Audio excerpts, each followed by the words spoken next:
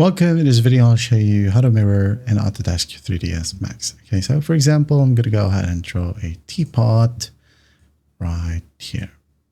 Now, simple mirroring. I'm just going to go ahead and copy this one, okay? Control C and Control V, then copy, click on OK. Now, move tool.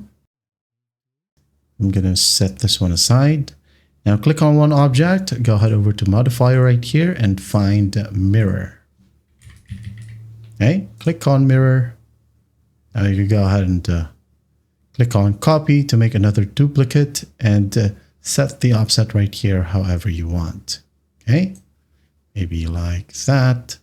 You can change the axis to Y, like so, Z, okay, or ZX, YZ, XY. All right, now another option.